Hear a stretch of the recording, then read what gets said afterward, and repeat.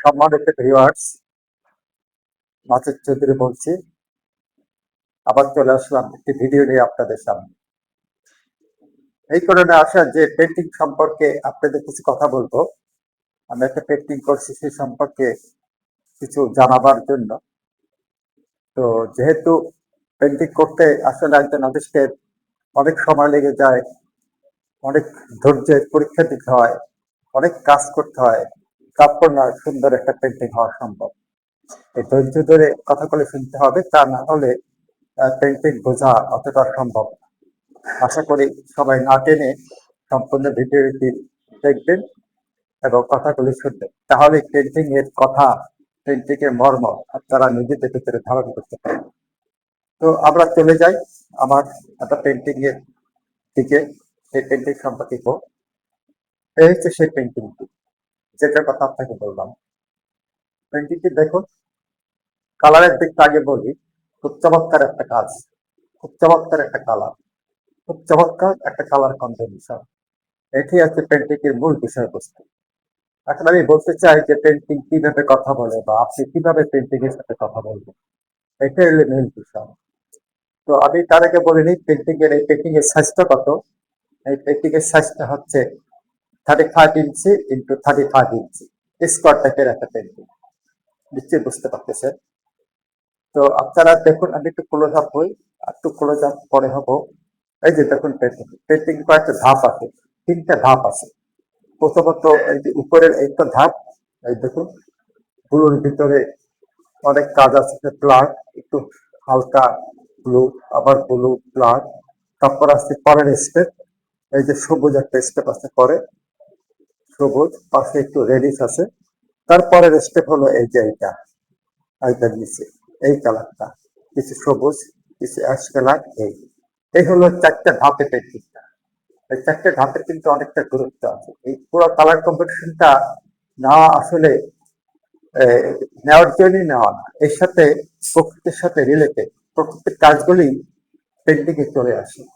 এখন আপনারা যদি পেন্টিং এর সামনে দাঁড়ান, প্রশ্ন করেন যে এটা কি ধরনের পেন্টিং, নিজে প্রশ্ন করবেন, নিজে উত্তর পাবেন। এবং এই প্রশ্ন করা এবং উত্তর পাওয়া, এইসব এই ব্যাপারে আমি একটু হেল্প করি।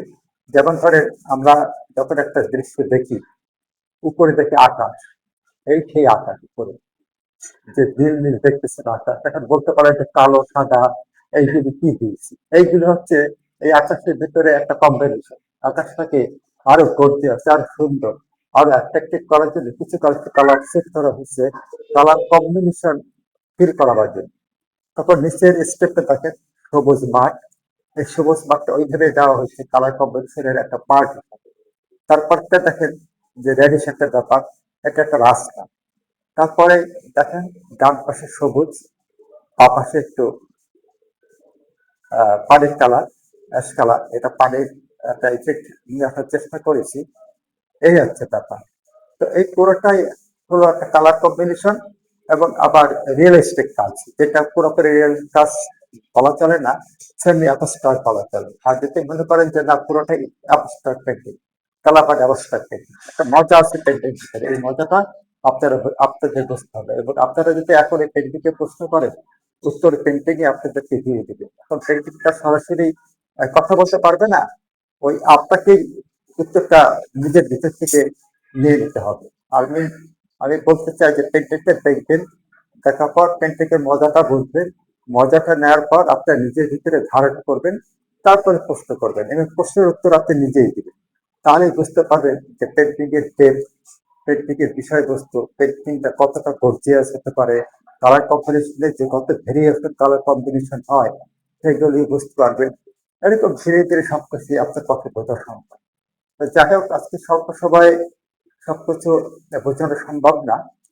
এটা আরেকটা কোন এক পেন্টিং এ দেখে আপনাদেরকে আরো পেন্টিং সম্পর্কে ধারণা দেওয়ার চেষ্টা করব।